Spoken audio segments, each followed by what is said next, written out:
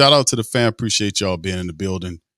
Big Q recapping, of course, what's going on. LSU makes the move. They handle the business, take care of business against a foe, and we just knocked the hell out of them, man. So shout out to you. Big Q in the building. Shout out. We got Uncle Mozzi, my co-host. He'll be popping in momentarily to kind of go over with this recap as LSU hammer the hell out of the Mississippi State Bulldogs. Was no Bulldog in this team. This team was need to name themselves some gentle team name, perhaps the Persian Cats or whatever the case may be, because they simply LSU took it out today, man. So shout out to the fan. Appreciate y'all being in the stream. I'm bringing Mozzi in the building. So shout out as we go into the recap stream, man. Shout out, hit the like button, hit the subscribe button. We up in this thing, fam, tuned up. LSU gets the win. That's 2 straight slaughtering of Mississippi State. Shout out to True Louisiana, Rudy and others. Mozzi, welcome on in. Are you there, sir? I'm here.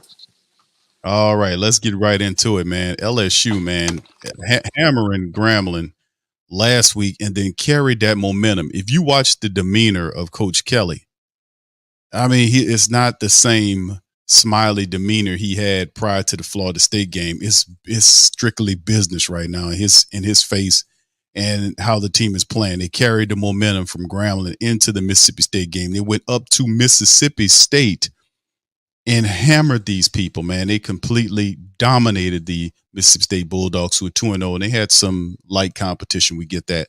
But to go there, to Starkville, and usually, traditionally, Mississippi State plays a very dominant defensive style of game against us. That did not exist. Jayden Daniels cut up today, 30 of 34 for 361, 2 touchdowns on the night, the afternoon. 15 carries. He led the team with rushing, had 2 rushing touchdowns, 2 passing touchdowns. And Malik Neighbors, 13 catches, 239, 2 scores. LSU defense was just on fire. They did get a garbage time touchdown toward the back end. Mississippi State did. But this was outright domination. Let me get your early thoughts on this one.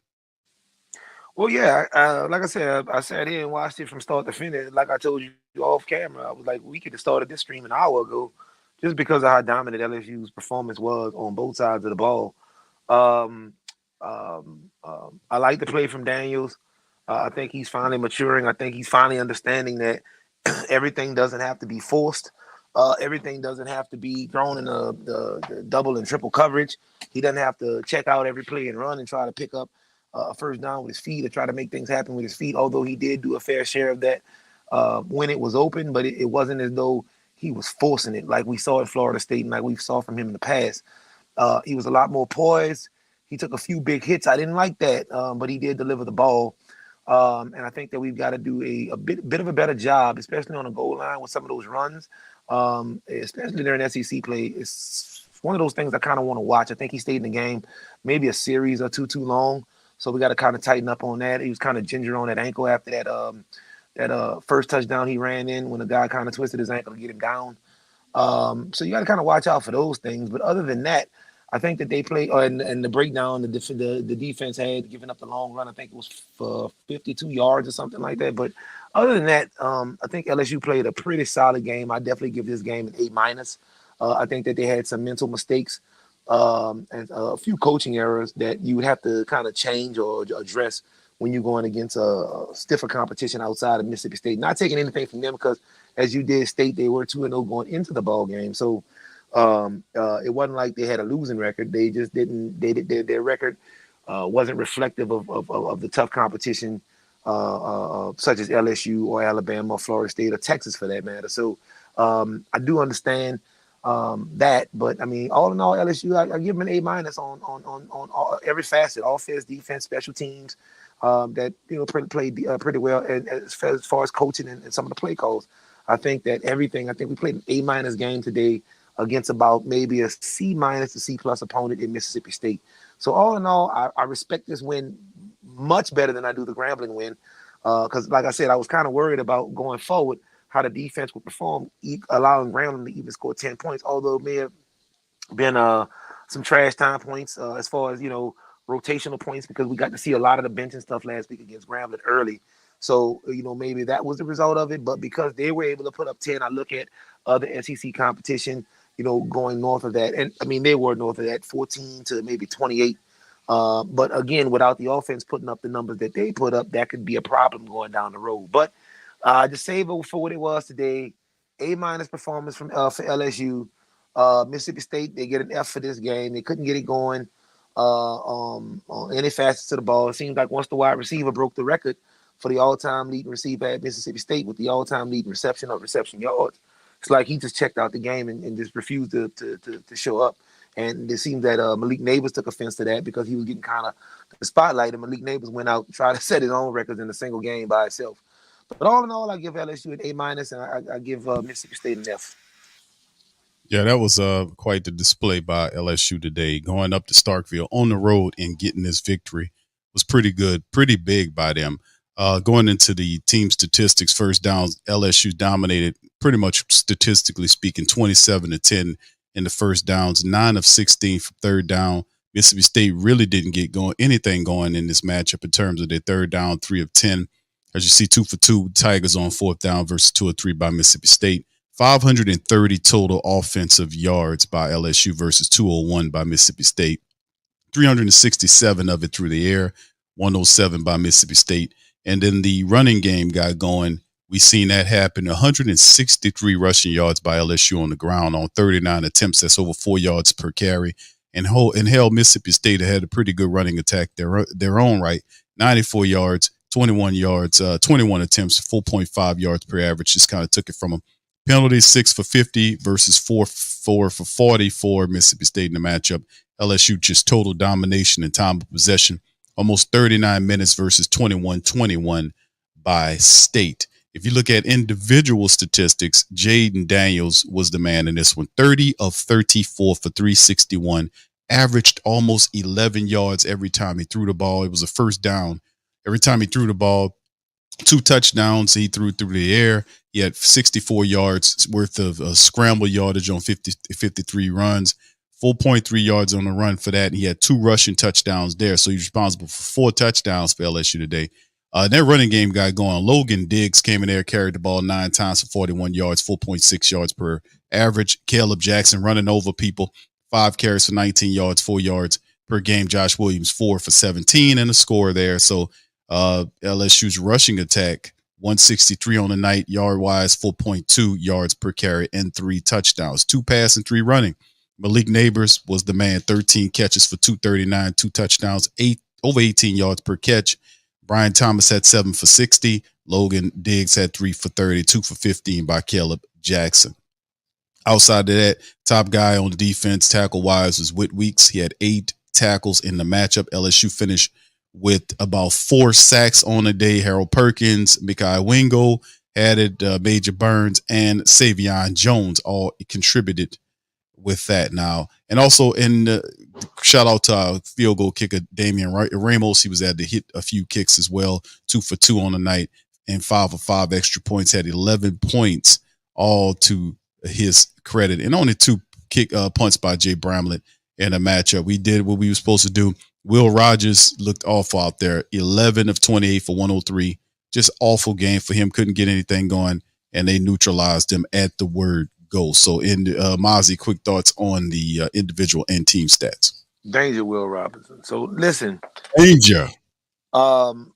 Individually, they did awesome. I think that the neighbors connection, I think that went really well today. Daniels definitely found him. You know, he was trying to find him in that Florida State game. I think we talked about that, but they couldn't get it going for whatever reason. You know, again, going forward, going back to what we had discussed in that, I don't think because they don't have any type of live ammunition or live rounds going into the season, which is why I told you, I think that today would have been a much better day to play the Florida State because you knew what you had you had a Grambling and Mississippi State weeks 1 and weeks 2. But now, you come into week 3 and you seem to have all systems on go, and everything looks really, really crisp. Because I saw a couple of that back shoulder throw, the comeback route that he caught for the first touchdown.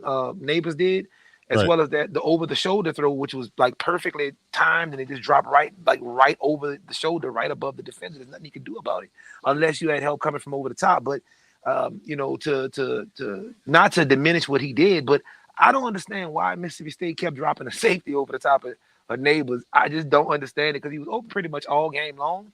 I think some of the pressure that Mississippi State was putting up front because they did apply a fair amount of pressure, and some of those pressure situations caused Daniels to have to scramble around the pocket. But just imagine if they didn't get that pressure.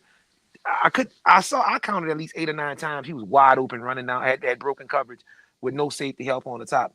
I don't know if it was the safety either got caught up in the backfield or was what was going on when the corners were checking him. But then when you bring the corners down to press, you line the safety up over the top. I don't understand what they were thinking about doing that because there's no way any safety can stay with this young man. I also got a comment on that dynamic run that Caleb had. Somebody's gonna make a meme about that at some point. That's gonna be on Instagram probably in the next 6 to 8 hours. Remember the Leonard Fournette one? He had a similar to one like that of maybe his sophomore year when he ran over the dude and they showed him burying him on the field. It's gonna be something similar to that because that was absolutely crazy. He ran over. I thought he hurt himself because he looked a little shaken up, or maybe knocked the wind out of him, or maybe got a shoulder stinger from that. But he just faced him up, and it was after he had the big stiff on because he came around the end and had the big stiff on, and then he just plowed the guy. And that's what I was talking about when I was on my tirade after the post game review that we did for Florida State. I was like, what's our identity? What are we? Are we punching people in the mouth? Are we taking people out to dinner? Are we picking up Starbucks for people? Like, what are we doing? Like, what's the identity that we had? But I think today we came out and established it. But we're gonna have to do that on higher tier competition, obviously than Grambling, Mississippi State. But this outing that they had at Mississippi State showed me enough to and then obviously Alabama showing the chink in their armor losing to Texas and kind of helping us out because they had a loss directly the week after we had a loss, which kind of helps us stay on pace because I'm gonna be honest, I don't see any competition in the SEC West outside of Alabama.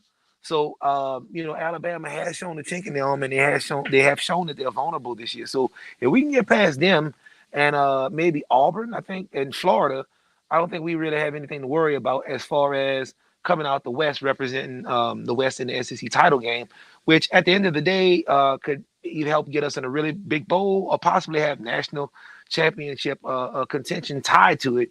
It remains to be seen. I am glad we did lose week 1 though, and all you guys out there, I know y'all kind of upset Florida State beat us, but we need to be Florida State's biggest fans at this point because the stronger they look, the less we get punished for losing to them, if that makes sense.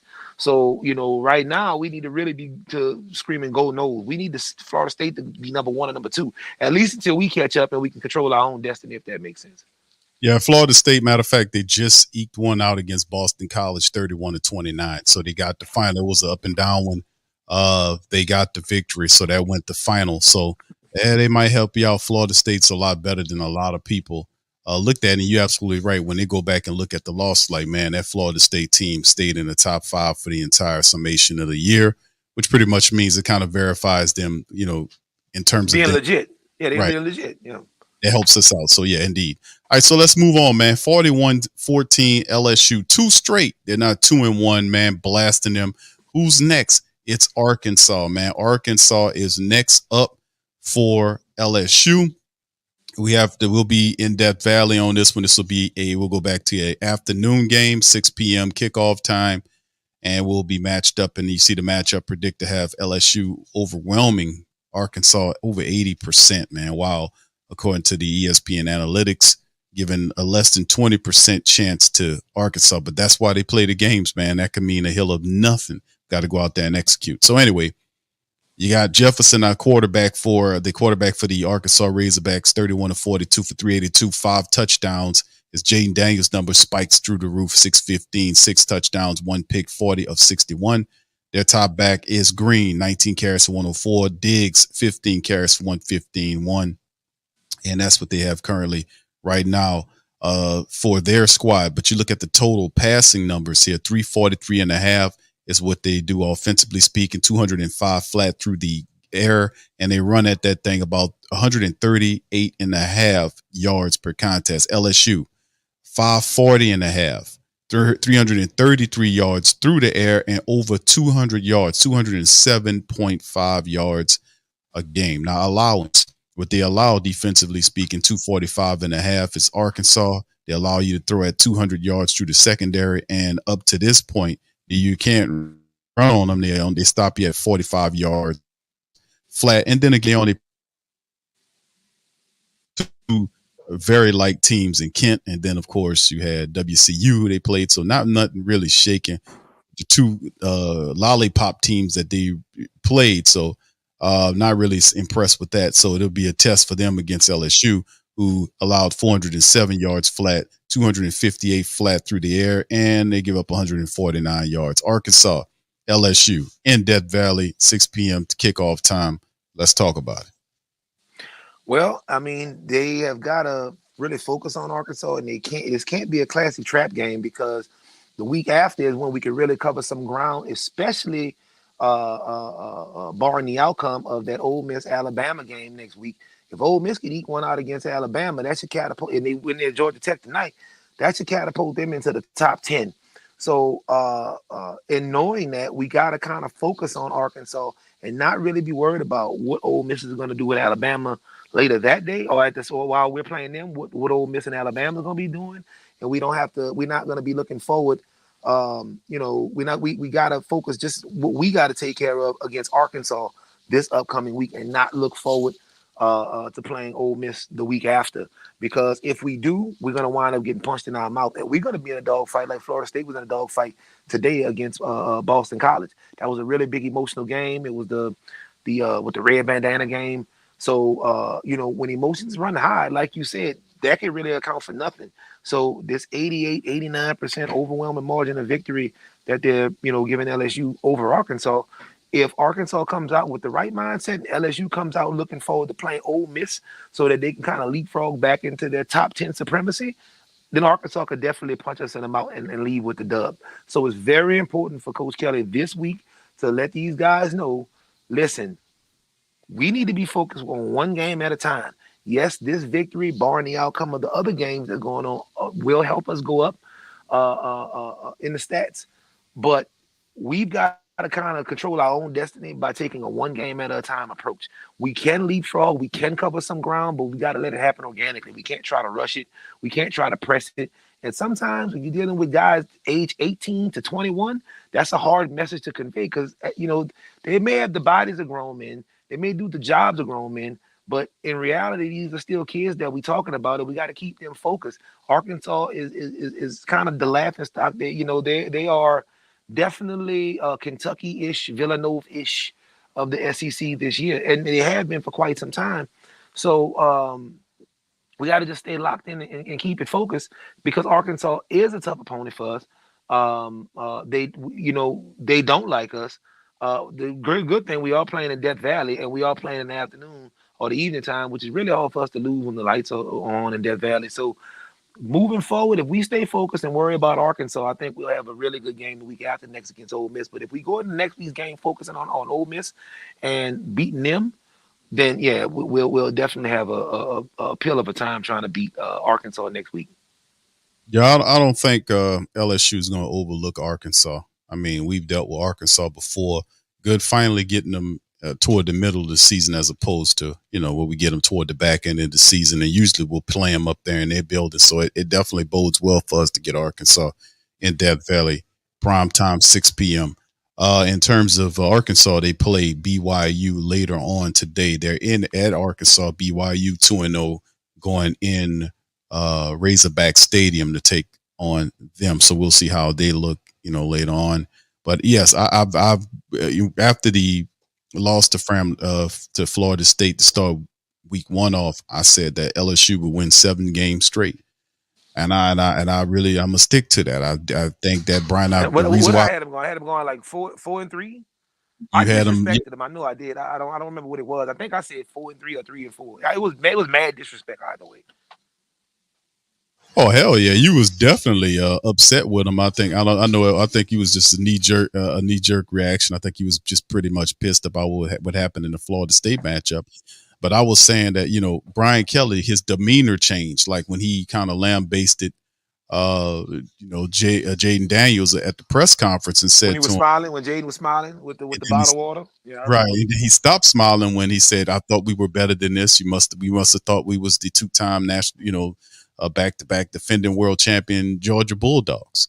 So when he did, his demeanor changed after that, and even when you could see it during the game, and you could see during the game, it's a lot more a serious approach. So he got everybody locked and dialed in. I don't think after what happened with Florida State, you're going to get a game, especially not against Arkansas, where they're going to look at Arkansas and overlook them for Ole Miss. I think they'll take care of, like you mentioned, each game by game basis. It's going to be a game by game thing. They can definitely beat Arkansas. They can beat Ole Miss.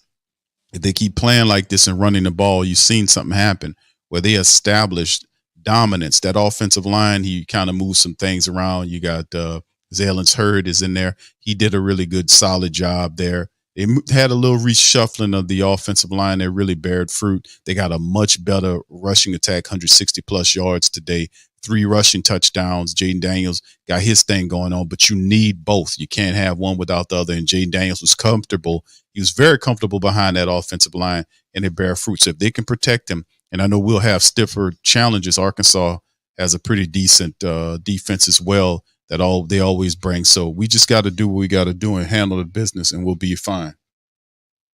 So at the end of the day, what it comes down to is execution, man, and they did what they got to do. Give me a score on this one, Mozzi, before we get out of here.